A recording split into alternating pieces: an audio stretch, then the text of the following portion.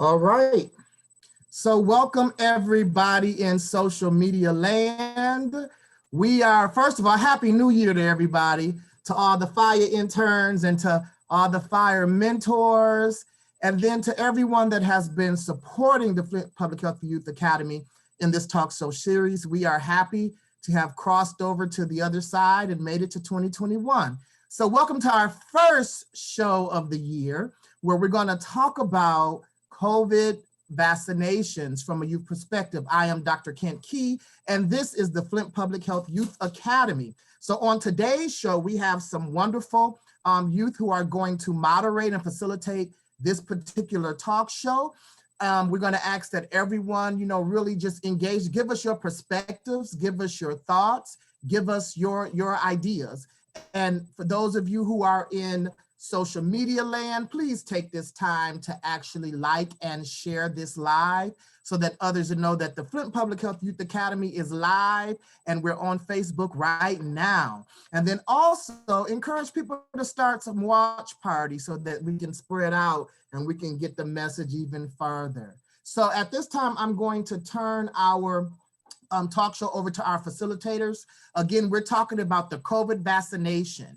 And this is a befitting topic at the top of the year because we know that they just started rolling them out at the end of the year of 2020. And we're like right in the apex of them trying to figure out exactly what this rollout is looking like and even deciding, which groups are going to get it first and all of that. So everybody's talking about it, but I haven't really seen a show where youth are giving their perspective. So we're about to give our perspective on the COVID vaccination. So our show host today is Christian and Kayla. So Christian, take it away.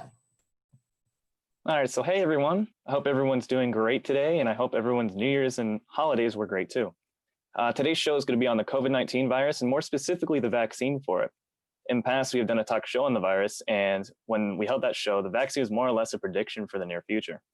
Since then, the news have gone out as vaccines for the COVID-19 virus have been prepared, and some nurses and political figures around the country have now received the new vaccine.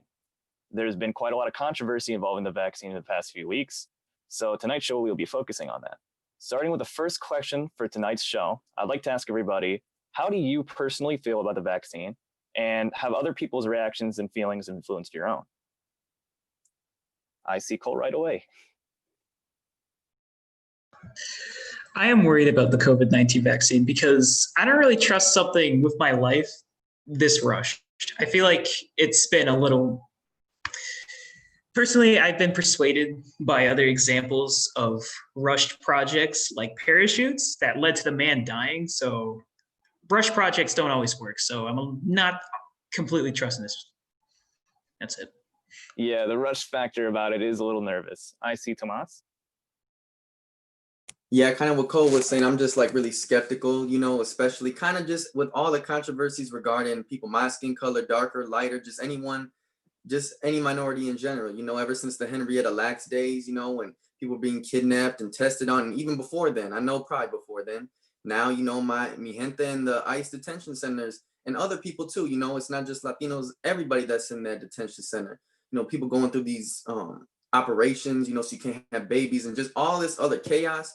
So, this is produced being a new invention in the medical world, and now it's making me even more skeptical, but I don't know, I'm hearing both sides. I'm gonna let other people, maybe, I know it sounds a little sinister, but I'm gonna sit back and watch. See other people take it and see what happens, and and hopefully with God's will that everything goes good with them. Yeah, but that was really powerful, Tomas. That was really good that you said that, because that's a question on everybody's mind with all the testing and stuff that's been going on. I see Cruz. Yeah, Tomas, I don't think that's sinister either. That's kind of why I smiled. I've shared a sentiment. I'm really nervous about it. I understand that we have better technology now, so it's easier for them to research and test these types of things like vaccines. But the initial reaction is always to feel unsettled. Like, I'm not even worried about the vaccine itself currently. I'm more worried about the after effects that it potentially could have, because we don't know yet. And so that's really what I'm worried about, is what will this look like in a couple of months? If the new strain comes out, will it be useful? Things like that. But I totally understand your sentiment of wanting to see how it affects the general public first. Yeah, I'm thinking the exact same thing. It's like the back of your mind, is it going to be better for you down the future? All right. Anybody else? I see Kayla and then Everett. Yeah, so for me personally, I definitely mirror the feelings of many of my peers, which is just that I'm definitely nervous about it. It's a bit unsettling, as Cruz said. But also, on the other hand, I recognize the fact that in order for us to get a vaccine that works, we are going to have to test vaccines. Like, that's how it works. And so for me, more so, it's about trusting the people that actually have the expertise and the knowledge to back the decisions and the recommendations. And so for me, what's been more so concerning is just the general distrust of the public for our medical professionals who have like been keeping us alive throughout this entire pandemic. And so for me personally, although there's definitely nervousness surrounding the vaccine, and I mean, I obviously don't know exactly what's in it, and that's concerning. But I've been a kid and I've like eaten dirt. And so I've put bad things in my body before that wasn't tested clinically. So I'm hopeful. I'm right there with you. So things do need to get tested. Things need to get, progressed on to actually make the perfect solution. And yes, I have eaten dirt too. All right, Everett. Yeah, like everybody else, I'm very skeptical about it. You know, I know a lot of people who wouldn't even take like, flu shots because of reactions to flu shots. So it's kind of weird to think about, especially with something so serious as COVID. That's like we're just gonna go out and get this vaccine that they, came up with in a couple months. So yeah. Yeah, we're all right there with you. Lauren. So I have had the first vaccine. I get my second one in 2 weeks.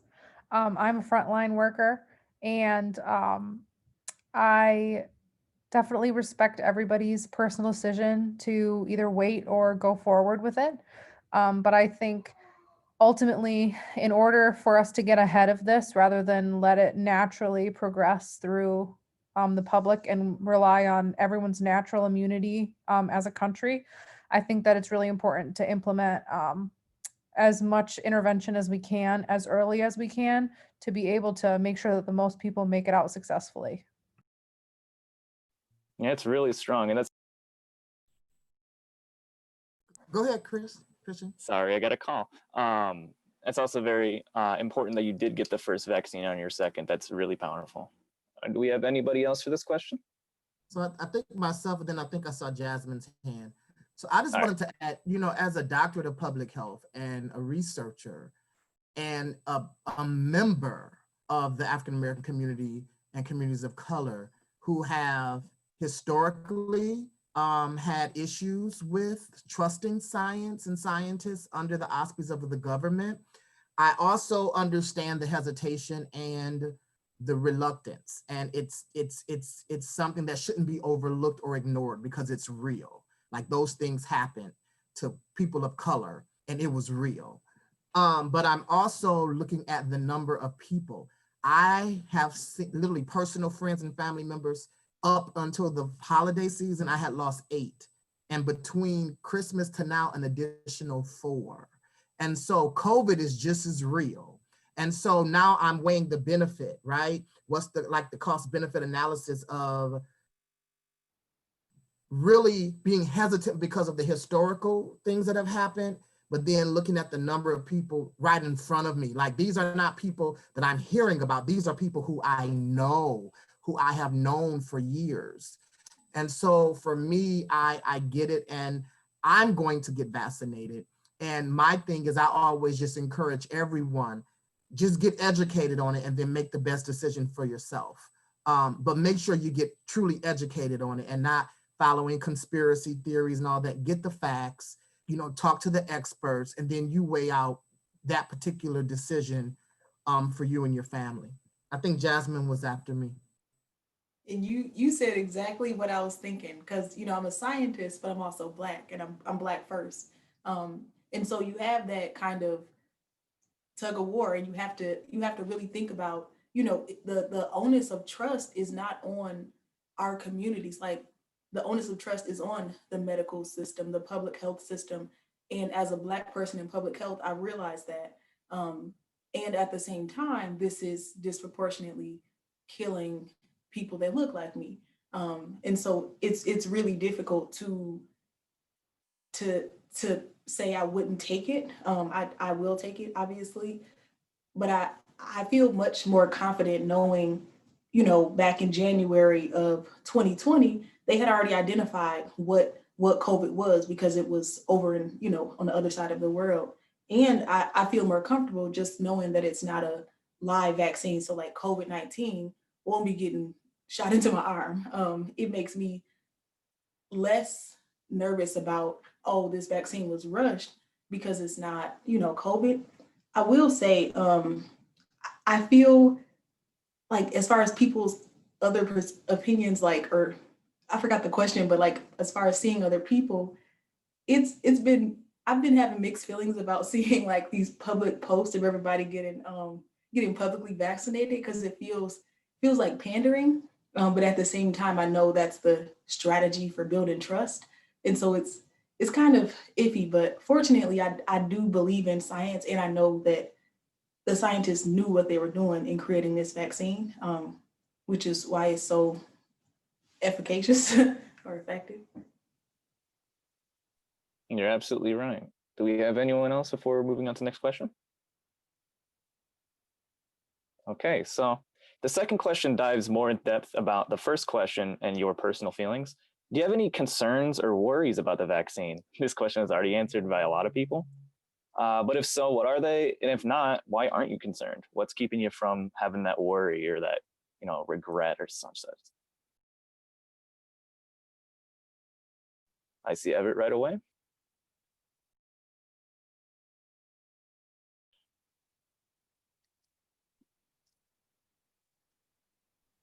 Oh, sorry.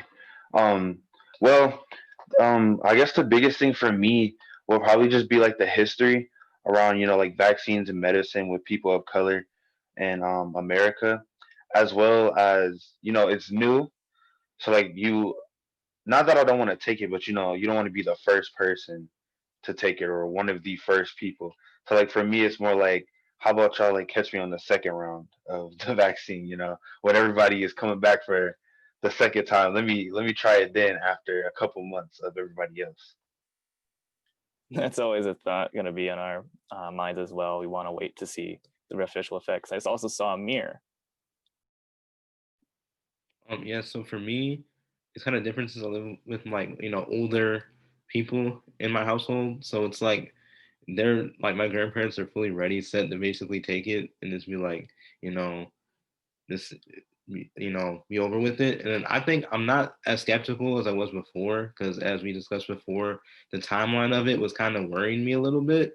But now since I've seen like multiple people like take it already, I'm not really that nervous about it at all or anything.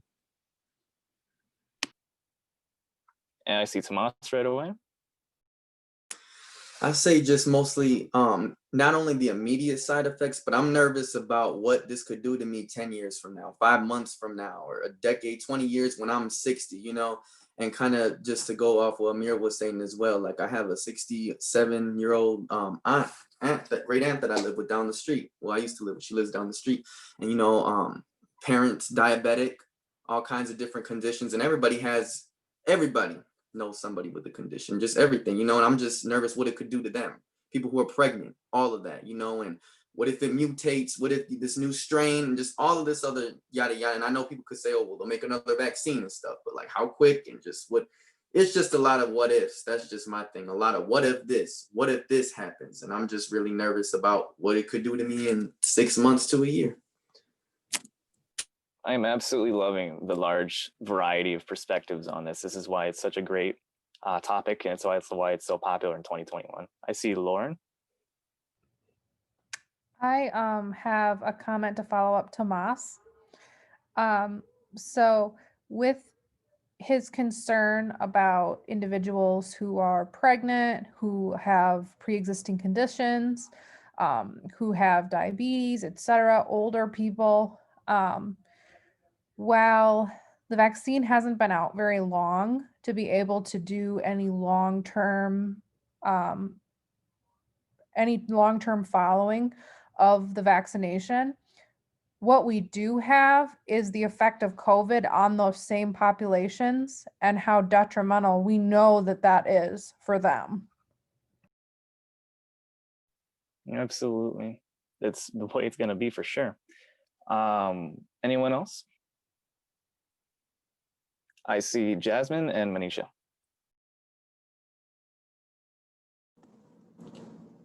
Yeah, and similar to Tomas and Lauren, I'm a little concerned about just achieving this herd immunity and getting to 70% of the population actually vaccinated. I remember back, like I had a panic attack when people were down at the Michigan Capitol protesting. They were just completely anti-science. I had no idea people were that anti-science. I knew there were some, but it was like, whoa.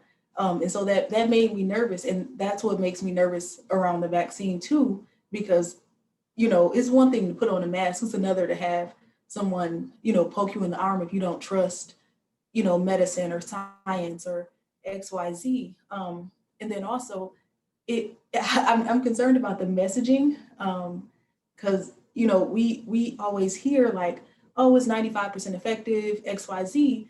And the people in the study, they're predominantly not going to be older. They're not going to be as diverse as the population, or they're going to be a little healthier too, and than the general population. And that efficacy, 95%, is what was shown in the study. And then you look at effectiveness, it might move to 90%, and then people will be like, whoa, as far as effectiveness versus efficacy, which effectiveness is in the real world.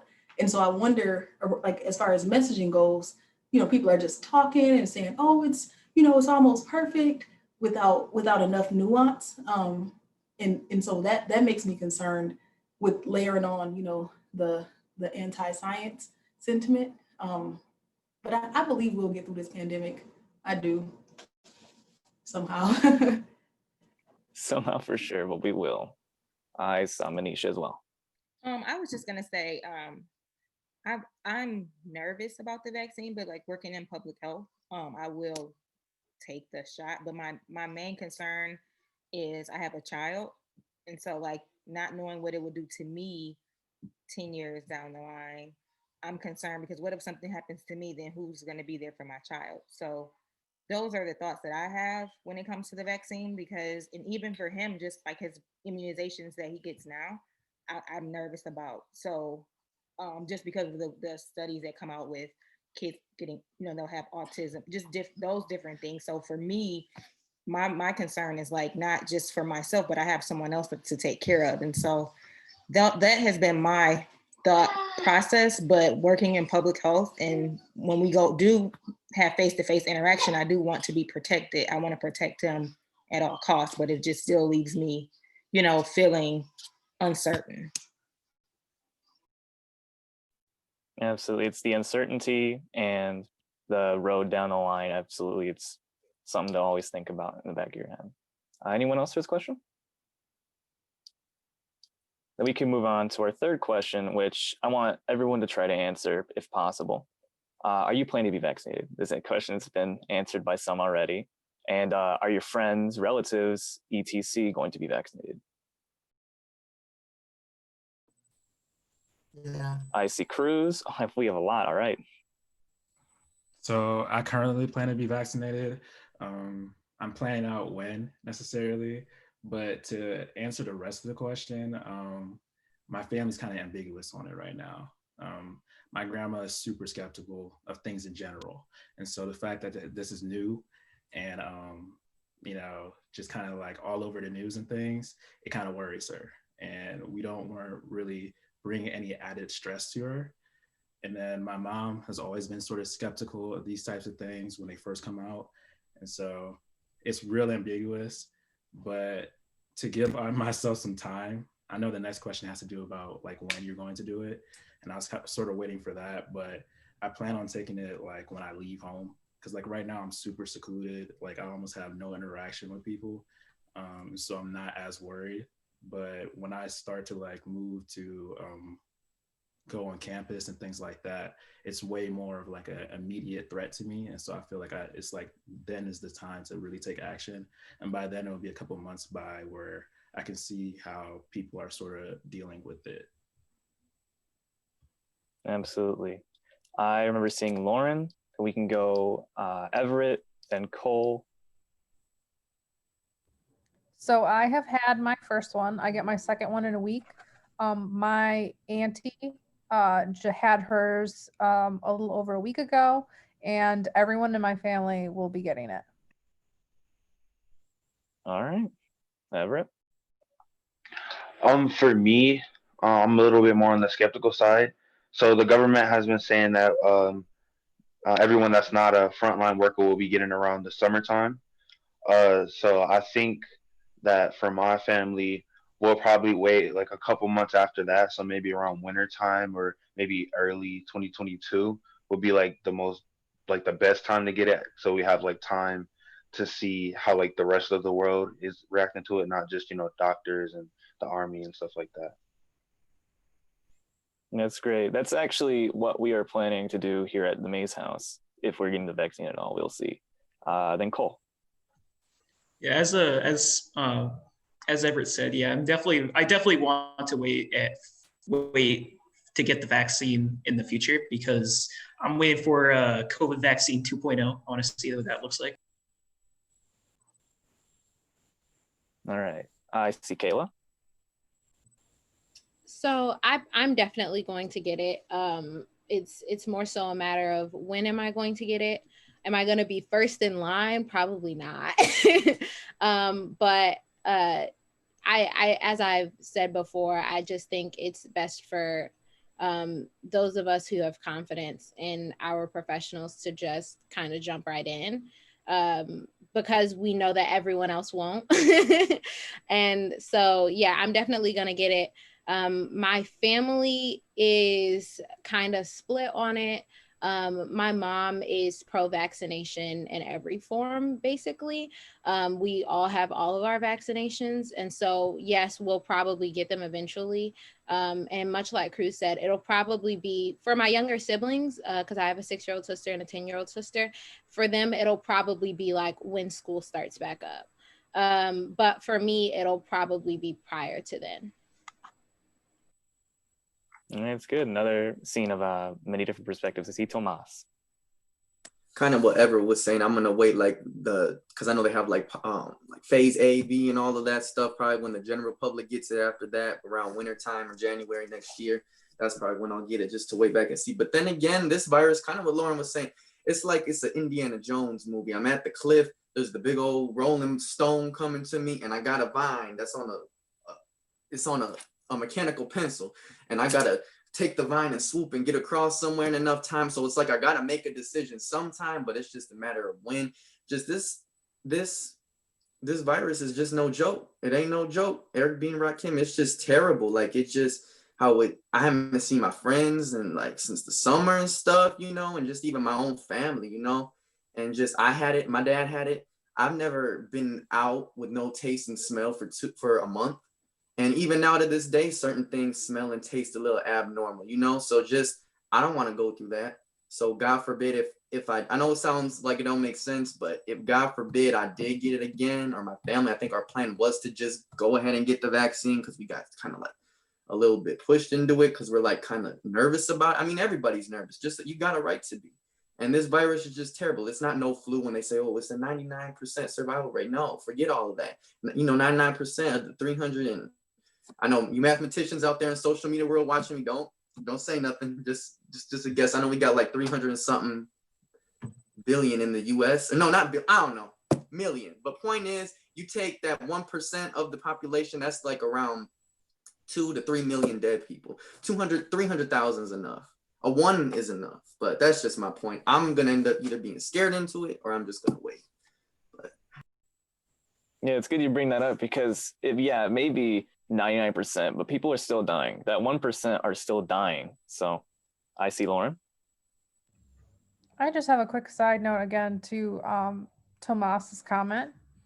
Um, so with the long-term effects of COVID, even for the individuals who have survived and recovered, I have personally seen through my work, I work in healthcare, I've seen quite a few individuals with lasting effects that are not just the taste and smell. For example, I have personally encountered multiple women who had COVID in pregnancy who delivered early and found changes in the placenta after they were born, after the COVID infection. And I think that we're just starting to see that the COVID infection itself is having lasting effects that are not just the taste and smell. And some people who have recovered find that they have symptoms much later. And that to me is, in my opinion, a lot more scary than the vaccine. I have all my vaccinations and some additional vaccines because I do work in healthcare. So, and that's obviously one perspective. But for me, it's very scary, especially as a woman, to consider, since we don't know what those long-term effects are and how they might play out, even if we recover from the infection. It's always about oh, my bad, you can go. No, it's okay. I was just saying, and again, that's weighing all of the cost benefit analysis of this out. When we think about possible impacts that maybe side effects could have long-term or short-term, but when you also think about what's happening in real life with, we're at over 400,000 people, I believe, just in this country alone. Like these are people are died, like they're dead, they're gone. And so I get our apprehensions and I get this thing and I'm apprehensive, but weigh life versus death, for me, it's somewhat of a no-brainer. It doesn't mean that I necessarily trust everything government is doing. I don't. But at the same time, I do trust, because I am a health professional and I have a relationship with medical professionals, and I understand that this isn't something that we have never experienced before, that everybody is at risk for this. It's not just, and don't get me wrong, we know that urban communities of color are dying at greater rates because of pre-existing conditions, right? We get this, we know this, and we know that there have been health disparities in urban communities for years before COVID ever came. COVID just shined the light on it again, like we needed another light, right? However, when I think again of the number of family and friends who I can no longer call, like I was literally sharing our live just now, and like 6 people who I normally would send our link to who have been listening to us since we started this talk show series this summer, they're gone now. I couldn't even hit the invite button. You know, that's a hard reality for me. And so if there is any chance that there is something that could help preserve me and my family against this thing called COVID, I'm all for it. Again, making sure that I do the due diligence and understand what's going on. I'm not saying walk into anything blindly just because somebody told you to. Do your homework. Yeah, that is extremely powerful, Dr. Key. It's all about that we're actually losing people. It's the crazy part. I see Amir. Yep. So it's crazy to me, like, the point that Dr. Key was making. It's like, why even choose between like life or death? That to me is just kind of foolish. Like, why would you want to go the route where you can have the most suffering from, or the most pain, the most, sickness from? I just don't understand it from some people's perspective on it. So yeah, just like you said, just do your homework and stay educated up on it, and hopefully, everything will be fine. It's better than getting COVID. So just do your homework and be aware. It absolutely is better than getting COVID. Tomas and Manisha. Lauren trying to come after me. Michael Myers. No, I'm just playing. It's fine. It's fine. I appreciate it. But see, that's where the thing is. Just like I'm hearing all these different perspectives, and that's what's just making me be like, all right, I'm just gonna wait and just get my distance, you know, because that is true. This is a terrible disease. I know somebody who got it back in March. Athletic young dude, 22, worked out all of that. He was actually like becoming a police officer, or he was one, and he's still in the bed. He's still on the IV and all of that, you know, and that just makes me think that I don't want to go through that again. I've heard people, all kinds of different stories. People who get it the second time get it worse and stuff. And then, you know, but then again, what's really convincing, what Jasmine was saying, you know, about the I don't want to butcher any of the terminology you use, but basically about, it would start with an E, but like with the messaging and stuff, just waiting, you know, because like I want to just see some reports come out, like what populations, what exact ages of people are being tested. Are there actually people who are vulnerable that are being tested right now, you know, and stuff like that. So that's why I just say I'm just going to wait and observe. Probably more than likely in the future, the Hamas going to be known in history to take it, but I want to wait and see. That's just my thing. It's entirely understandable. We're doing the same here. So Monisha, I believe, had her hand up. Yes, sorry, I was just gonna say, for me, I just talked about me being very uncertain, but for my job, I have to do, we'll be doing some testing with COVID, people that have had COVID. And so for me, I have to get it as soon as possible. So as soon as I can get it, I would have to get it because I would have contact with people that have had COVID. So for me, that's, you know, even though I'm uncertain, I don't want to get my son, he's 2 years old, sick. Because last year, I believe in February of 2020, he did have COVID. He was rushed to the emergency room. He was on ICU for 5 days on a ventilator. And so I just don't want to ever experience that again. So I know for me, I would definitely get it as soon as possible, even though I am very uncertain. But like Dr. Key said, and Jasmine, working in public health, it's kind of like, we don't really have a choice because you have that face-to-face interaction with the community. Yeah, but it's very good that you're getting that soon, and I'm glad he's doing better. So Christian, we're going to go to Everett, and then I'm going to respond, then we can go to the next question. We got a couple more to get in before we end the show. Yeah, I'm just want to make this quick. There's another side of this vaccine that we haven't talked about yet. I just thought about it while I was sitting here. So me and my mom were talking about it, and she was saying how, due to whatever medical reason, she physically cannot take the vaccine because it'll send her into anaphylactic shock. So there's like a whole group of people who, you know, just can't take the vaccine for whatever reason, whether they're allergic to something or they're like my mom, they'll go into anaphylactic shock. So that's another thing to think about. Like, some people just can't take it, and that's super scary because then you're just like out here vulnerable. Everybody else is running around because they got the vaccine, so they think it's over, but like we still don't know yet, you know. So that's another thing to think about. So that's a powerful statement that you made, Everett, because there are individuals who have health issues where it may make it complicated to take the vaccine. I've started a watch party of this show, and I have about 12 to 15 people just sounding off comments, and I'm loving it. So thank all of you all who are watching us in Watch Party on Facebook Live. We are reading your comments. There are individuals that have health conditions that make the vaccination, it impedes them from taking the vaccination. And again, we're working this vaccination out. There are clinical trials. We are studying this, okay? What's another name that's not commonly used for your doctor's office? And it starts with the P. What do they call it? Pediatrics. Know? Not pediatrics, that's just for youth. Oh, right. They normally refer to this as the who? The primary care provider. Mm-hmm. That's one, but they always call it a practice. A practice. Doctors are practicing medicine, right? We're all human beings. We're learning as we go. So no one doctor or no one person has the end all be all for every disease and everything. It's called a practice for a reason.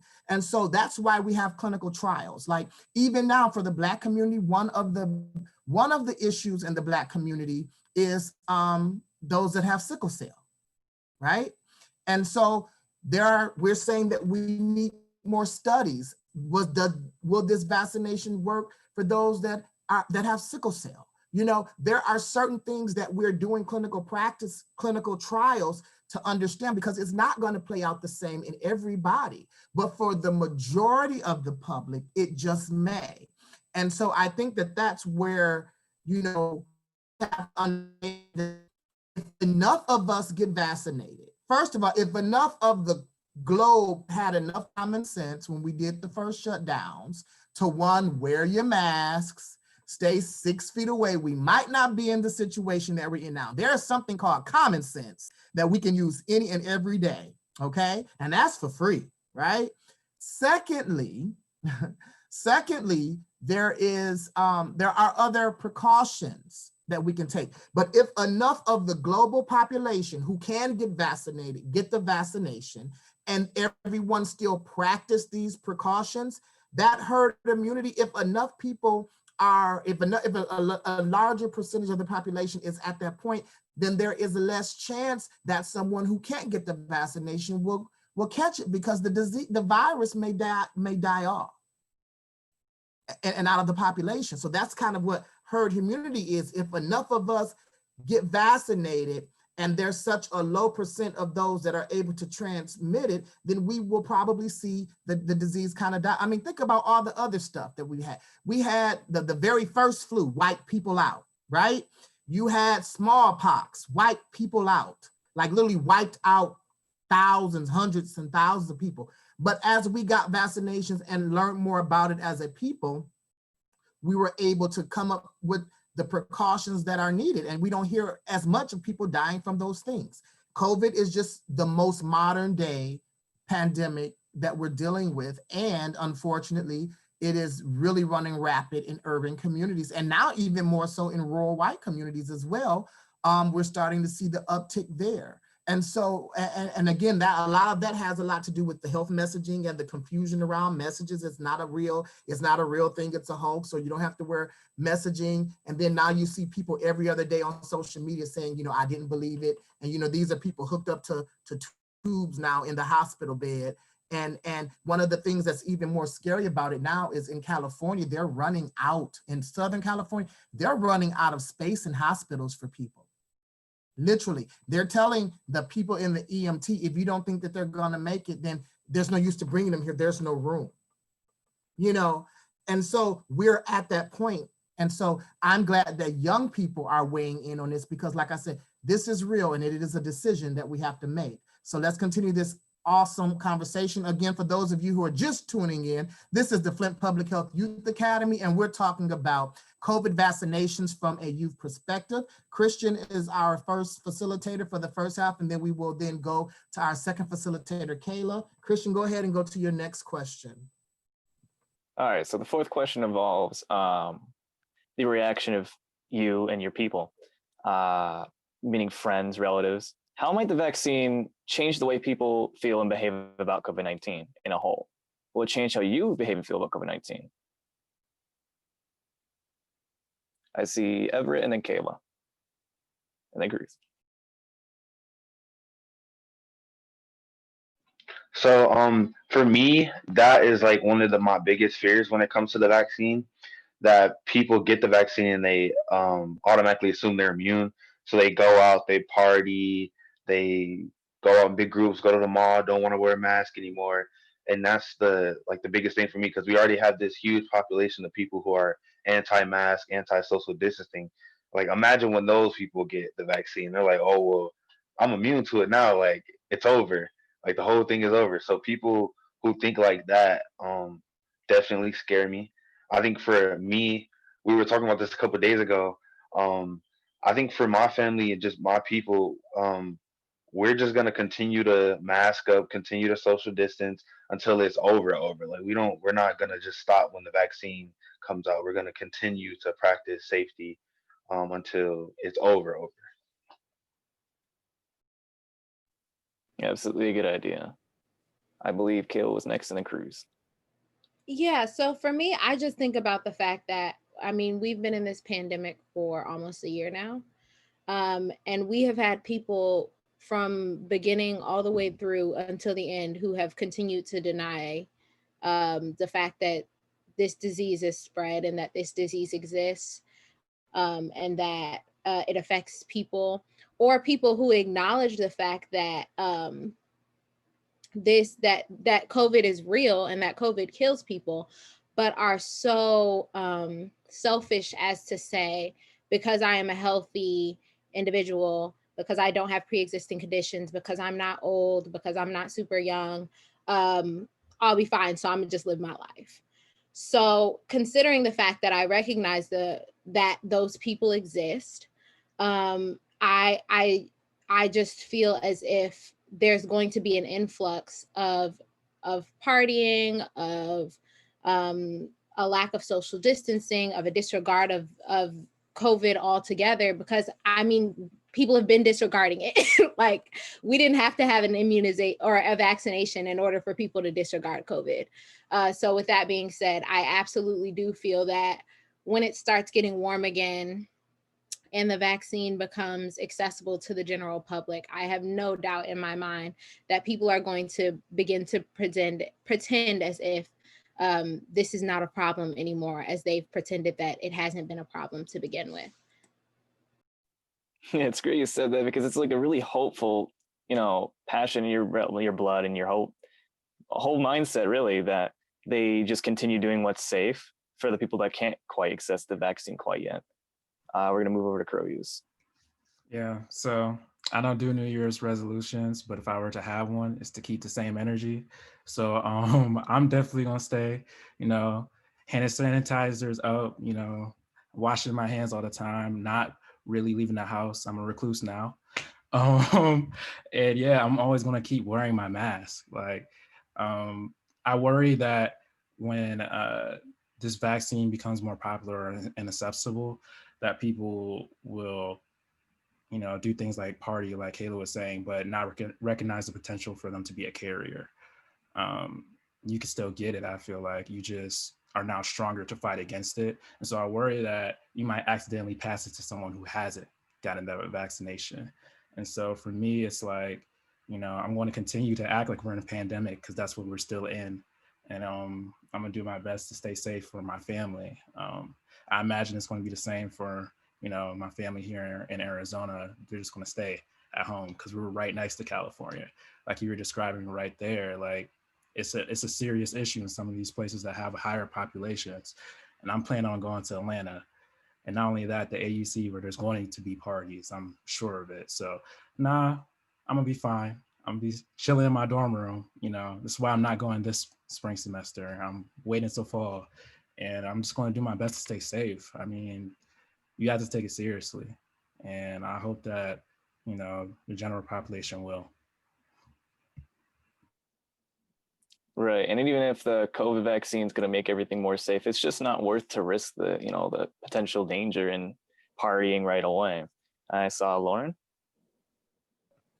So I have just two comments. So my first comment was kind of off of what Kayla was saying about not wanting people to get the vaccine and feel like they have the magic bullet, especially because the one that's I'm getting I've had the Pfizer one. That is a 2-dose medication. So the first dose you have, from what I've read, only about 50% protection. And people, if you're sick, it feels like getting over a sickness is like, I just want you to go downstairs and I want you to deadlift 200 pounds. And then you got to move through and feel crappy and have the symptoms and be in bed and not eat and feel awful. But if you get the vaccine, you're only getting, we're going to start with 50 pounds, but your body doesn't feel like it's doing a lot of work. So people are like, oh, I'm good to go. And they don't give themselves, or my fear is they won't give themselves the good amount of time to be able to appreciate that it takes 2 weeks to be able to feel the effects of the first vaccine, and it'll take 2 weeks to feel the effects of the second vaccine. But even if we, as a community, encourage people who are not just skeptical but cautious to go out and get the vaccine, because it is a virus and mutates so quickly, my fear is that even if they go and get that, they could still get COVID, a mutation of COVID, and then feel like healthcare has failed them, that they were on the fence and they still got it. Yeah, absolutely. And I do really like that example that you used about the deadlifting. That explains it very well. I believe I saw Jasmine. Jasmine, and I think Khalil had his hand after as well. So I agree with a lot of what people have said. Like I'm gonna continue, social distancing. I live by myself, and wearing a mask and things like that. Because I have a feeling like, what if I'm in that, 5% that will actually get it? So, I'm just gonna keep taking these precautions. And then I like that, people are washing their hands now and, keeping their space. Like I hope we keep that up. I will say it'll be a while before I stop side-eyeing people in the grocery store who cough. Um, I feel like I don't know when that's gonna end. Um, yeah, and I can't wait until public health officials and experts do say we can travel again because I miss travel. But I'm gonna wait, but I miss it. Khalil. Yep, Khalil. So this is a bit going back to what Lauren said about viruses and mutations.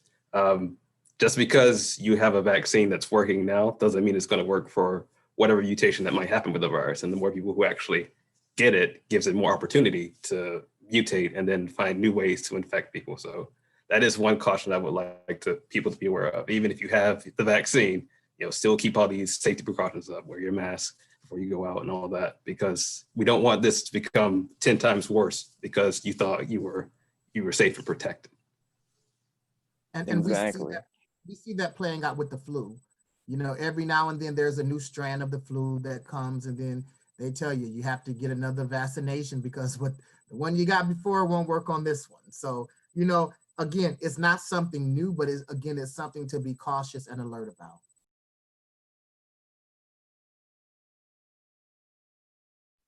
All right, if that's the whole question, we'll go on to my last question for the show tonight. All right, so what do you predict to see in your community when or if the COVID-19 vaccine gets more popular and accessible in the coming months?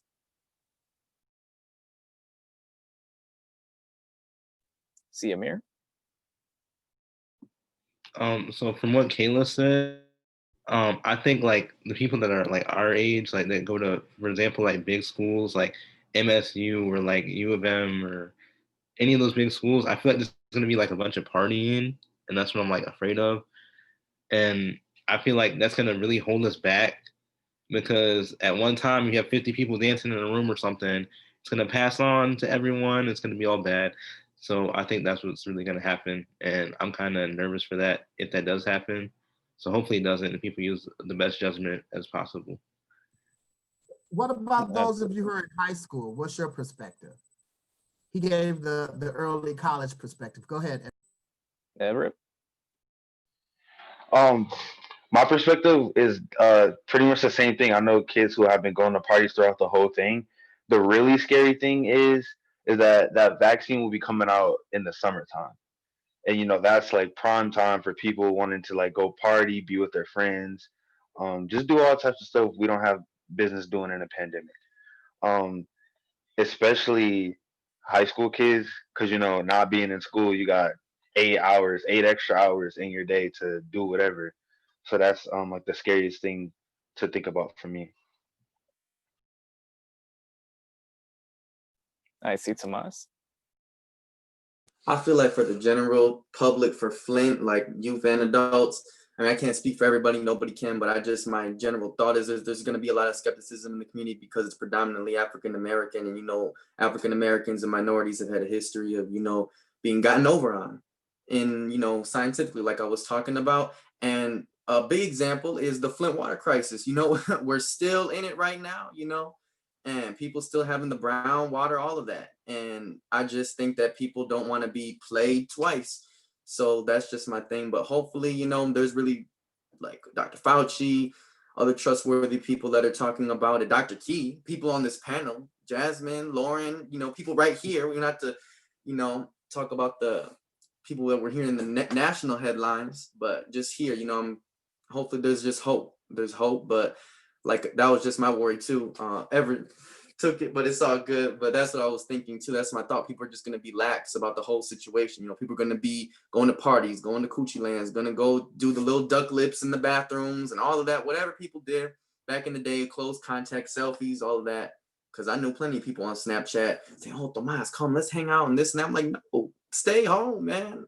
You know, and that's just my fear. I feel like there's going to be skepticism because we're in two pandemics right now, the water crisis and this racism, three of them, and the list just goes on. So that's just my thought.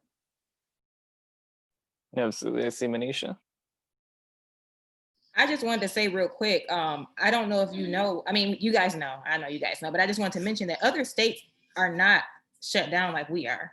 Like Atlanta is completely wide open, you know, like they can come and go to restaurants. And, you know, my friend, she was like, yeah, I'm going to a restaurant. So other states are open, like Michigan may be shut down, but we don't know what's going on in other states. And I know, you know, just to give you an example, so what if somebody travels to Atlanta for New Year, they travel to Atlanta for New Year's Eve and come back to Michigan, you know, it's just gonna constantly keep spreading because people aren't taking it as serious. And so like you said, Everett, when it opens up in the summer, people are really going to be traveling to Las Vegas or different places because flights are really cheap, and then coming back, and then we don't know what they're bringing back. And it's just, so I don't know what they can do to get it under control, but all we can hope is that the vaccine will help slow some of these things down.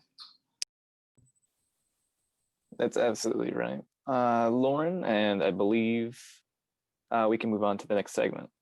So I'm going to try and keep it short. So my first comment off of what Monisha said, I'm working hard personally to increase my empathy for people who want to travel, because what I'm seeing is people who in most circumstances can't afford to travel, who say, I can finally get out of my state, out of my country, I can go to, you know, somewhere fancy, and I in any other circumstance cannot afford and don't see myself going to Hawaii anytime soon. And so I'm trying really hard to be empathetic to that, because I can imagine how, from someone who has traveled, being having that feeling of I will never go somewhere, and then being like, I can afford it, I can go. And I think that that's really sad for multiple reasons, because they're also putting themselves at risk. But I understand that lifelong dream of trying to get out of where you live.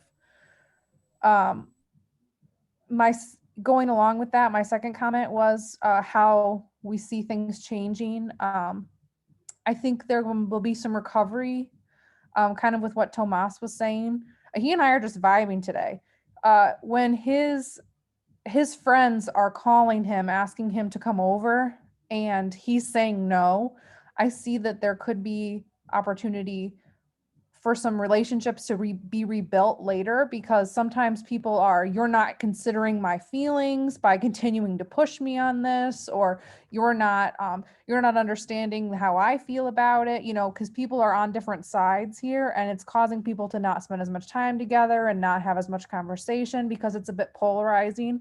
And I think we're going to have a lot of work of getting, not just politically, no comment on that, but on just COVID related issues and how we have to be able to meet in the middle ground. Just on that issue alone, I see a lot of trouble in communities from that perspective. Absolutely. We're hoping that'll all clear up for sure. With that said, I'm going to pass the show over to Kayla. Thank you all for your amazing answers for me.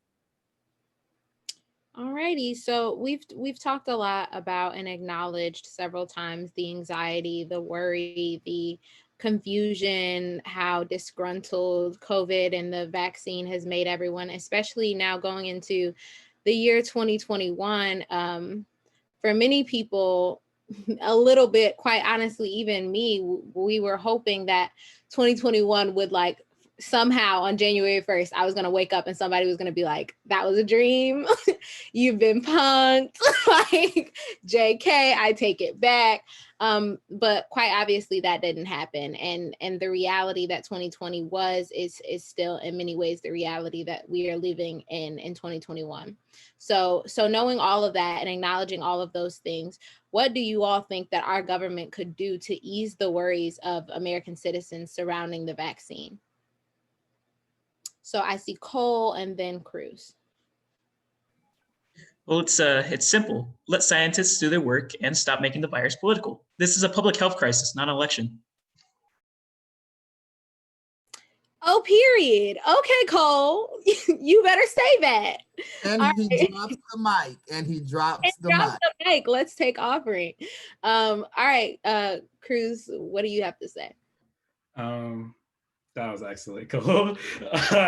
For me, it's like set up things that are federally against it. I think it's weird that we have so much freedom as states to be like, nah, we not gonna do no lockdown at all. We just gonna be out here wilding, not show any restrictions. Maybe if they were minimal, like on some like don't go to restaurants or things like that, I would be more cool-headed about it. And so I'm really hoping that, some more push and shove comes through where it comes to like, hey, this is actually a problem. Let's treat it like one. And like Kola said, it's not about politics anymore. It's about keeping our citizens safe. Imagine that. Most definitely. I think that definitely has to become our focus. As far as though creating federal laws, my concern becomes, we've seen what happened in Michigan with just our governor shutting the state down and the pushback that she received and the extent that people were willing to go to for their haircuts. Like, I didn't realize we cared about streaks as much as we do. Like, I really didn't know. Or for haircuts, to be able to go to bars, we saw what happened in Michigan. And now more recently, we see how angry and enraged people are to the extent of being able to storm a Capitol. So for me, my concern, although I completely agree and would love to see federal legislation saying like, you need to shut down, period, I'm worried about what's next. You wanted to kill the governor. Now you storming the Capitol. Like, are we going to overthrow the government altogether? Is this no longer a democracy? Like what's the next step from here? And so, but yes, I definitely understand that. So I see Tomas's hand and then I see Christian. Well, it was Tomas, Everett, and then Christian. And yeah. Okay. Yeah, I saw Lauren's hand up too. Just giving a shout out. I'm gonna give another shout out in a second. But yeah, like Kayla was saying, just No Shave November would turn into the Scorch trials, the purge and all of that. But just basically what I think in order for what the government can do with partnership with the vaccine is have, amazing individuals. Like, let me get a shout out to a very special person. They're not present with us. Hopefully in the future they can be here, but Grady Doc, that's the Facebook name. I don't know if that's her real name or not, but this awesome doctor from Atlanta, I believe, somewhere, not in Michigan, but she really broke down the overall science in two different ways for two different audiences, for people like youth, people who are still learning about science and people who want to hear the actual breakdown of people who are, medically literate, and want to know the true mechanics behind it. She broke it down in both ways. She killed the bird with two stones, or however that saying goes, but basically she nailed it. And she basically explained, I can just give a small little, you guys, it's on our Facebook page at Flint Public Health Youth Academy. But basically she just mentioned that there's DNA and RNA. DNA is your genetic composition. It's where, storing the nucleus of your cells and all of that. DNA is like permanent. Think of it like it's permanent, whereas mRNA, for example, is like the contractor. It's not as permanent. So this vaccine is not permanent. It's not DNA, it's mRNA. It's just it's like a contractor. That's what she's saying, quote. I'm not biting Dr. Grady, don't. But basically it's, mRNA. It's like a contractor. And basically that there's like 29 different proteins in the COVID-19, and one of the most quote unquote gangster proteins, your Bishop from Juice protein, your Tory Lane's protein, etc. That is the spike protein, and that is one of the most aggressive ones that really gets the COVID inside of your body. And allegedly the mRNA, it does some, like I said, just watch the video, it'll explain better, but it basically turns the body into an alert system, like to where when it notices those spikes coming in, it automatically starts coming, like when it's running up on you, that's the quote what she said, then the body is there to come and defend you. It's that I don't know if you ever watched My Bodyguard. It's this old classic film where this kid has a bodyguard in high school, and he protects them and stuff from bullies and stuff. It's like the mRNA, but the mRNA also, it doesn't just stay in you. It just tells what the other cells and stuff, what to do, the other bodily, I don't want to slay no terms right now, but basically it does its thing, does its job, then boom, it's gone. So I feel like having people do that, and somebody suggested in the group, I think it was it Monisha? Somebody said to have it in different languages as well. Have it in Arabic, Spanish, man, have it in every language. Heck, don't even have it in the United States. Spread it out worldwide. We need to educate everybody around here. I know Russia's doing their own little vaccine. Every other place is probably doing their own different things. So spread it out. That's just what I think. Spread it out. And to be honest, I think that really take it down to the system. Go more, not just go to the dandelion of the situation, go and uproot that mug. Start with the more benefits. I mean, I know about this whole stimulus business. I hear to keep changing stuff, but raising that up, and not just for once every so often. Do it weekly, do it monthly, do it consistent until we know it's gone for sure. Like how everybody's saying, oh, when the vaccine comes, a lot of people are just going to be lax. No, keep having those benefits at least until a few months to a year after things are settled, because there's a lot of people now that are struggling with their work as well. And I'm all for staying home, I'm abiding by the rules, but I feel people's struggles, the medical profession, people who work in the food industry, all these different industries we don't know about, people are fighting, and just ban evictions, stuff like that, you know what I mean? And cure the homelessness problem. We just have all kinds of things we can target from this issue. And that's what I think we need to do. I even think we need to, maybe in a way, kind of, not in a way, we need to, people will say I'm crazy, but harshen the regulations. Start throwing fines for people who don't wear a mask. I mean, if they have a medical condition, make sure that, give them enough time to have the doctor give them like identification stating that they can't do this, or send somebody out. There's all kinds of alternatives we can go to. And if there's not, I'm sure we can figure something out. We're a nation built on innovation. Remember that. And I just feel like, we need to because we don't need no people doing these events, Coachella or anything, or just people going up to a Capitol. Make a man, all this stuff and spreading all that germs. No, we don't need none of that. So there's a bunch of issues that we can combat. I'm done. That's my TED Talk. Absolutely, Tomas. I think you made several good points, as you always do. And I think one of the things that you said that resonated with me is just the fact that there should be some sort of punishment. Like that's reckless endangerment to me, to decide that because something doesn't affect you, that you're just gonna to hell with it, with everyone else's lives, and not knowing, like when we talk about the grand scheme and the effect of this, like me, for example, if myself and Dr. Key, us being in person together without a mask on, that doesn't just affect myself and Dr. Key. That affects my household and Dr. Key's household. That does not just affect my household and Dr. Key's household. That affects everybody else who comes in contact, everyone who comes in my household, who comes in contact with other people, it affects them. The people in who his household comes in contact with, it affects them. It doesn't just affect them, it affects their households. Like, we need to think about this grand scheme. And I think having regulations, like Tomas said, will really help with that. So I believe that's called the domino effect, Kayla, what you're describing, when it affects multiple people. And then I think the other piece to that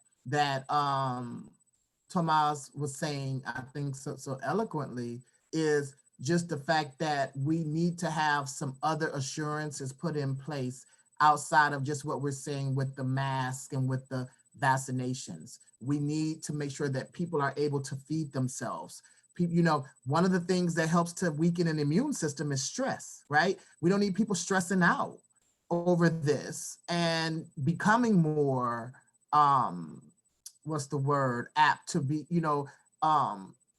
basically, eating away at their immune system. And then another thing that we also just need to think about, and you said this, Kayla, about a punishment.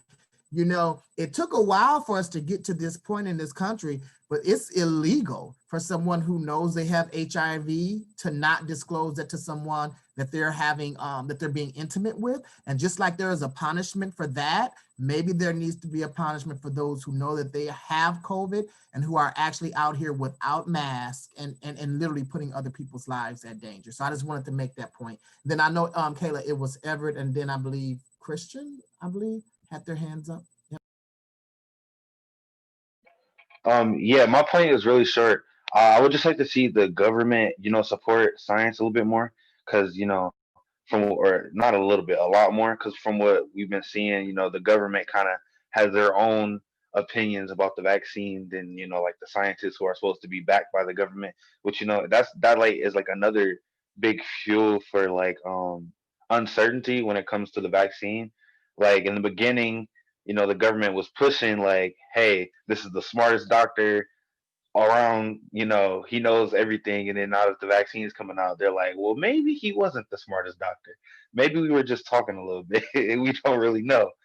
But I would like to see the government kind of back science a lot more, as well as them, like Tomas was saying, with like the financial aid and stuff. I feel like that should be not only increased, but like a system that is like sustained, past when the vaccine comes out, because that's really important, especially in places like Flint. A lot of people who will go to these factory jobs, these factories are shut down now, or these people who will work at the mall, like the mall was shut down for a long period of time.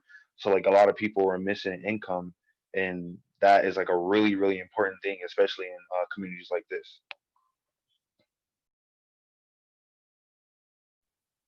Yeah, I'd like to go back when Cruz and Kayla were talking about how some states are restricted and some aren't. I always thought that was just strange. Like, why? We're all a nation. We should all work together. So the government could probably start doing that. Mandating every state to try at least to have some sort of closage on places and to enforce masks and such like that. But going back to ease a lot of the worry, it would be a very good idea to, like Everett just said, spread the science, spread the knowledge, because knowledge is ultimately what we're going to be using to make the choice if we're going to do it or not, if you're uncertain. So hopefully that's what we can do to spread the, calmness around. Absolutely, Christian. You make a great point in saying, I mean, there's a reason we say knowledge is power. So you absolutely make a great point. So I see Kiara's hand, and then I see Lauren, and then we're going to move on to the next question. I just wanted to piggyback on what Dr. Key was saying, and actually earlier, Lauren as well, before my internet went out. Lauren was saying something about she was feeling empathetic with people that were traveling. And then Kayla, you and Dr. Key were talking about the domino effect and how our actions are affecting people in our household, and then, people they interact with and so forth. And one of the things I was talking to my dad about is when you're talking about being empathetic with people who want to travel, this is their first time being able to travel, everybody's household situations aren't the same. And while I am empathetic to that, everyone can't do the same thing. And I'll just use myself for example. Like, I know I did go home for Christmas, and I did meet up with some of my classmates since we've been back. And prior to that, my birthday is the last day of the semester. And so we wanted to celebrate getting done with school, and we wanted to celebrate my birthday. And with us, we're all graduate students. So we all live away from home. None of us have families. Like, I live alone.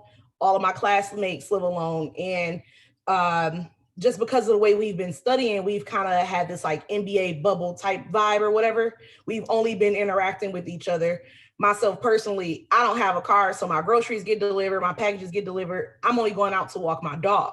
So I made the conscious decision that I wanted to allow a certain amount of risk because I wanted to make certain choices.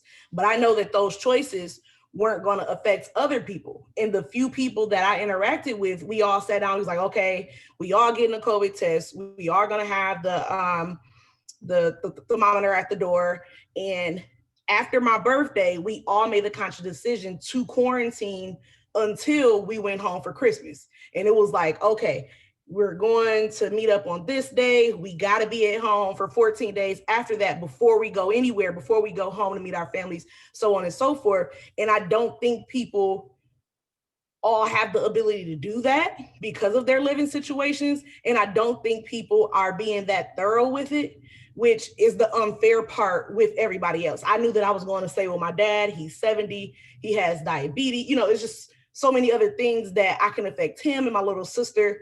So I made those choices based on my situation, but other people aren't doing the same things. And like Tomas said, there was other friends that are local that wanted to see me for my birthday, but they weren't in my bubble. So no, unfortunately, I can't see you for my birthday. I've only been with these not 14 people, these people, and we're not allowing anybody else in the bubble. So I'm sorry, you really are my friend, but it would be wrong for me to invite somebody outside of that group into that. And I mean, it was kind of a trust or honor system or whatever you want to call it, but I don't think people are thinking it all the way through like that. Absolutely. Go ahead, Lauren. First, I think Kiara has very expert delivery, and that was said in such an eloquent way. But I was going back to the government topic prompt. First, I think modeling is really important. So I think you can't tell somebody to do something if you don't do it yourself. And I think it's wrong personally, unless you have a medical condition, to say you should be doing this and then not do it yourself. So I think our government has a lot of area of growth in that department. But I'm going to also include a hot take here, because I think that there is a big disconnect between what our government thinks currently is helpful and what is reality. When we got our second stimulus, I think that $600 is not even close to enough for the majority of the population. I think for most people, that's not even 1 month rent. And I think that there is a huge disconnect somewhere between what people really need and what the government thinks is helpful. And I think that that's just underlying a big problem that I don't think that they're appreciating what is really being missed right now, especially with how long it's taking them to put out the aid. You can't remedy months and months of not working with $600. And yes, we should be thankful we're getting anything, but I think that this is a service that we're paying for to be represented. So we're not looking for a handout from people who are giving it to us freely. This is going to be our tax money, so it needs to represent our needs. Absolutely, Lauren. I think you make a great point. For me personally, I just find it so funny when we consider the average salary of our policymakers, that they're sitting here arguing over $600, like, because they're not touched by it. you know, so I think it's very inconsiderate, and I think it shows the priorities and the values of our government workers. And I just think we should all continue to be very cognizant of that as we go into every voting season, because I'm not going to keep reelecting people who think, you know, in the middle of a pandemic where some people have lost almost a year's worth of money, they thought the best they could do was $600 and a pat on the back. Like, okay. Lauren, what else?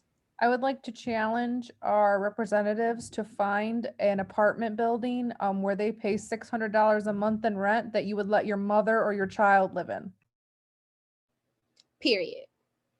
So I'm going to move on to the next question. We're running a little short on time, so I will ask you all to be cognizant of that. We are giving great answers, but we want to give our audience the most holistic representation of the questions that we gathered. So our next question is, what are your hopes for the Biden-Harris administration's reaction to COVID once they enter office? I'll start with Cole and then Everett. I'll say totally what Everett said in the last question. I hope that they'll endorse science more instead of deny it, just so more people can trust it again. Absolutely. I would love for our government to encourage us to just learn the lessons before hundreds of thousands of people are dead, and trust it before we're on our deathbed ourselves. Everett, go ahead. Yeah, like I was saying, with the Biden-Harris team, I would hope that they would, listen to science more and also be more receptive to like the people. With the current president, if you're not in a certain demographic of people, you genuinely don't get, the same treatment as everybody else. So I would really hope that they take everything with a grain of salt when it comes to COVID, especially now that the vaccine is coming out, and being more like empathetic towards the minorities who are scared to take this vaccine for whatever reason, whether that be the history or pre-existing conditions.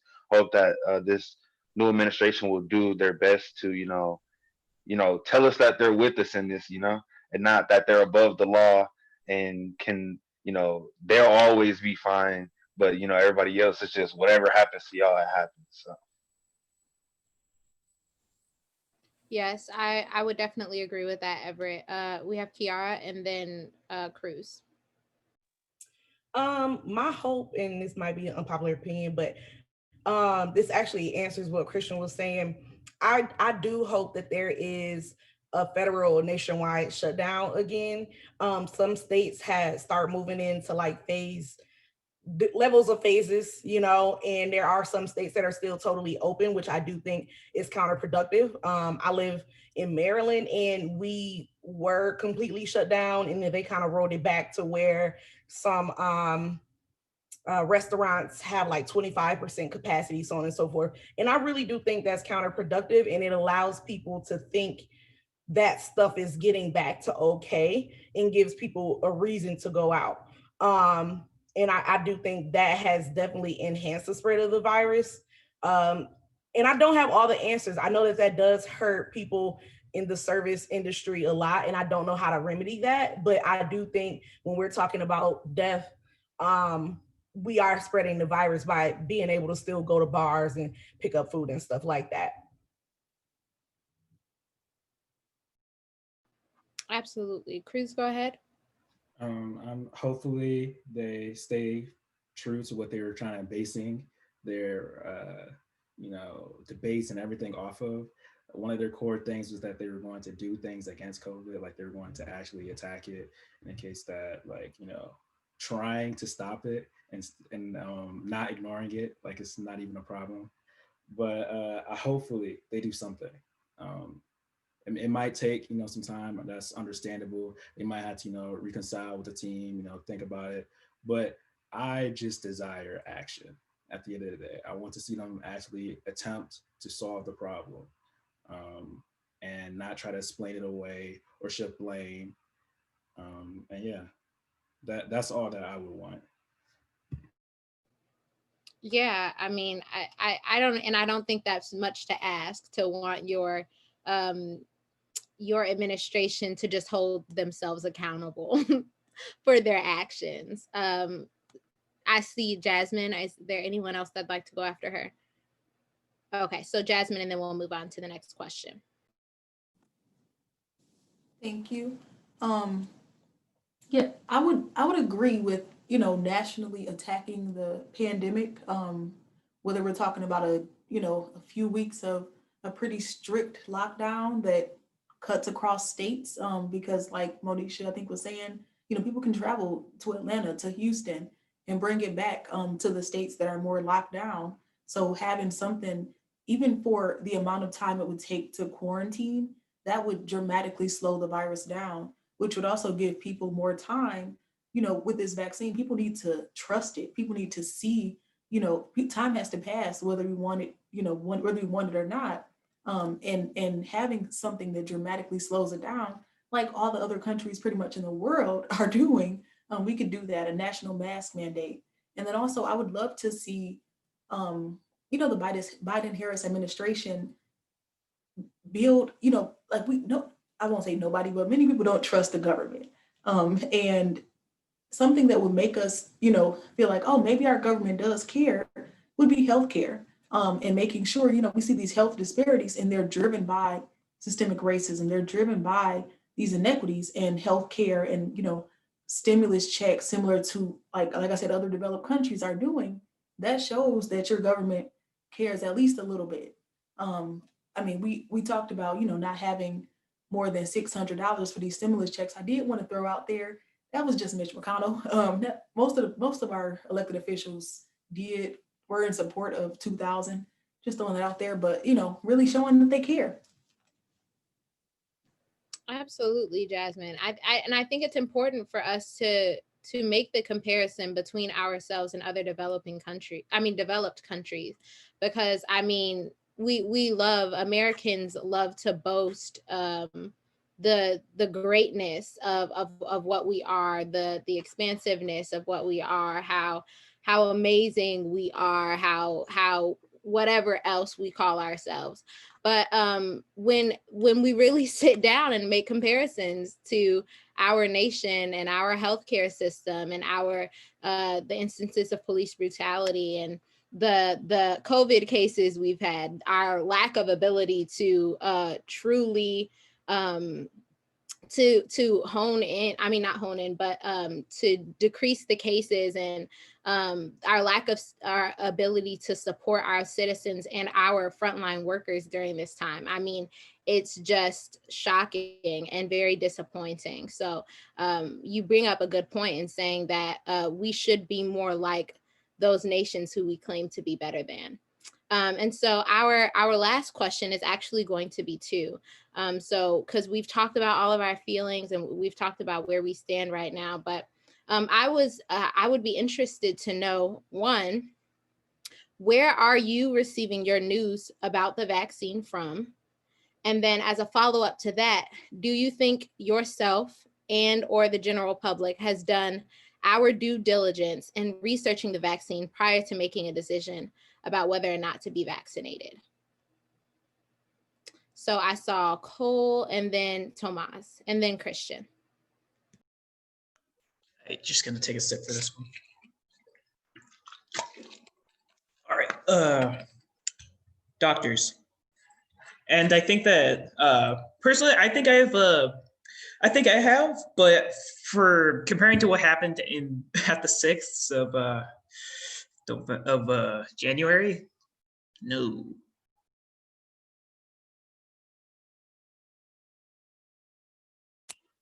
Let me get a sip for this. No, I'm not. But basically, you know what? I've heard it from a myriad of different resources and stuff, but I'm gonna keep it real with you. The first time I heard about the Pfizer vaccine was in an Instagram post, believe it or not. Instagram. I'm hearing from uncredible sources, just like a lot of people, especially people my age are. Well, it don't even matter, everybody. A lot of people are on social media. So I would just say sometimes from the wrong sources. But then again, I can't really always criticize social media because I've learned a lot of important information regarding, social justice issues about, like, for example, the Muslims in the concentration camps over in China, and, and just everybody, Black Lives Matter, all of that. But I just say with certain things, though, it can be very biased. There's a large bias presence in social media. But then again, recently, I've been educated from people like Dr. Key, Lauren, Jasmine, Grady Doc, and people hearing on CNN, PBS, and reliable places. I try to like branch out and kind of just see the collective response, but pretty much everywhere, to be honest with you. Yeah, thank you, Tomas, for your transparency. And I think you bring up a really good point in acknowledging the fact that many people are receiving their information from social media. And that's not horrible necessarily. It's not evil to receive information from social media, but it is important to fact check it and to make sure that you're following credible sources on social media and not listening to, Joe Schmo or your second, third cousin who has a friend who is a veterinarian, like, because that doesn't necessarily make them credible sources for information surrounding COVID and the vaccine. So Christian, you were next, and then Everett, I saw your hand. Yeah, Tomas already said a lot of what I was going to say. It's everywhere. But I actually heard a lot about it through Instagram, through meme posts. So that's great. Knowing me, like, I was just like, I'm gonna always take this with a grain of salt. I'm not gonna believe what they're saying, essentially, because they're not qualified. Obviously, they're memes. So that drove me to do research on many different platforms, and I learned stuff today. You can learn a lot, and there's many different credible sources out there. So I'm just hoping that the people that initially see the posts that I saw, which were wildly wrong, like, they're comedic. Which is weird. It's comedic about something that kills people, but I just hope they're doing what I did and took myself to research things more so I can have a better understanding of it and they pass that to other people. Yeah, thank you. Yeah. Oh, sorry. That's honestly the most important part, really. Because like Tomas and everybody else and Christian has been saying, like I've seen it everywhere, from like TikTok to Instagram to the news, and like it. You just have to really think to yourself, like, hey, maybe this doesn't make sense. Like they're saying it, but it doesn't really make sense. So let me take the time to research it before I go and tell my family this and that. For people like me who I don't really think the news is watchable anymore because I think the news is more of like a reality TV show now. Especially with things that happened like yesterday and the day before. So it's kind of weird that like the most of my information I've been getting is from Instagram and TikTok. So you really just have to like put the time and effort in to do the research yourself. And then we got to be better about spreading misinformation. Like we talked about this a lot with the election and people spreading misinformation. It is extremely important with this vaccine that we spread the right information to everybody. Because you can't, just go out here and say random things to people, and especially when it's something that serious. Absolutely, Everett. I think you make a great point as far as it's really on us to hold ourselves as citizens accountable for the information that we intake.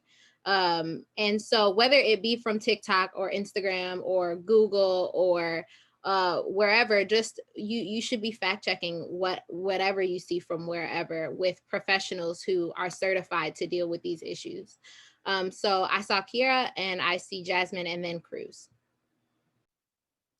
So the first thing I do when I wake up is check LinkedIn, and I do that because I get most of my news from LinkedIn, and then I go from there whether or not I'm gonna follow up on something after that. But I think that most of the information that's shared on LinkedIn is coming from a source in that industry, or it always has a link to a website that is trustworthy. So and they're all notifications that'll pop up. So I'll get a notification about the vaccine or something dumb that the president has done, so on and so forth. And I'll go through that to see how I'm going to click. And also I can kill two birds with one stone because y'all are all students and I'm not, different levels and on your way to being professional. So you all should have and make a LinkedIn and clean up all your other social media as well. But yeah, so LinkedIn first and then I go from there. Similar to what many people said, I feel like the first place I see COVID stuff is social media. I don't know why they're always at the top, but I'll see a news article and then I'm like, okay, what is this saying, and is it legitimate? I go check somewhere else, but I also follow, CDC, WHO, Governor Whitmer, our health department. I follow them on social media, so when I do see their stuff, I already know, hey, they're giving legitimate information. We have community meetings, like MSU Division of Public Health, the HFRCC, Healthy Flint Research Coordinating Center. They put on a talk show every Friday, with the health department, with the governor's representative, doctors. So like so many people who are specifically talking to us, right here in Flint about our local stuff and, on up to the national, but COVID-19 related news. Also just being a Harvard grad, I definitely look at, okay, what are they saying over there? The epi department, people in that space, because they're informing some of the work. And then I have an aunt who works at Pfizer. She was like, just go to the Pfizer website, just look right there. You can see the whole study. You can see all the details of who was in this study. And it's not as complicated as you would expect, because it's written so that the general population can see it. Thank you, Jasmine, for dropping the resources. We appreciate that. I wasn't even aware that they had that out there. Shows you how much research I've been doing. So we have Cruz, and then after that, we'll have Lauren. Yeah, I wasn't aware of that either. I'm gonna echo Everett in a case that I kind of got my information from like variable sources. I haven't really been wanting to watch the news much, but it's been on because my grandma is super absorbed. And so I've definitely been hearing things from that, but it's kind of sketch right now. I think we're all kind of lost, and assuming at least I'm lost, I'm gonna assume that everyone else is. And so I don't think we have enough information, but it's good to know that we have these sources, like you can directly go to Pfizer. And that makes a lot of sense. But I guess it's not common knowledge. And so I think, like how we was talking about earlier, what our government can do, it's moments like that. Gaining our trust back and giving us information. And yeah, I worry though. I worry that it's too easy to get mixed up in all that misinformation. And so I think there needs to be some work done to clear it up. Yeah, I think that's absolutely true. And maybe even just throwing this out there, I don't even know what this would look like, but if the government could drop a list of resources, just like a page long, like resources to inform you about COVID from reliable resources that people who we are trusting to make decisions on behalf of our nation. But I mean, in order to do that, our government would have to agree with which professionals to listen to. And so that becomes difficult. Lauren, go ahead. I was just going to throw out there, I'm in the scientific field. I've read a lot of scientific journals about a lot of different topics. And I don't think it's public knowledge that to be in a scientific journal, you have to not only have finished your project, submitted it to the journal will have a panel of people who are experts on the topic, review your journal article, then say, this seems like a legitimate study. Then they will send that article to other peers. And by peers, I mean other people who are doing projects just like that, who are possibly working for competitors of that company, to review it and say, yeah, this seems legit, or, oh no, this is complete and utter bullcrap, and they're totally making this up. And to be able to get their journal article published in some of these quote unquote scientific journals is months of work, to be not just preparation, but review work to get it published there. So this is not necessarily someone's opinion that's being put out there. It's a conglomeration of a lot of people's opinion to even get it into print or get it onto the database. And when you're getting stuff from Google, from websites that are per people's opinions, it's not having to go through any sort of filter. It's not having to be reviewed by any experts, especially if you look onto the site and show that anyone can pay to put an article out there. That means that anyone can just walk off the street, write an article, not have it be peer reviewed, and then just put something up on the internet. And as long as the journal's getting paid, they're happy. So it's hard for people to filter through what things are true and what things aren't true. But for the articles and the journals that are scientific and peer reviewed groups, those are the ones you want to look for, not just ones that are geared toward anyone and everyone.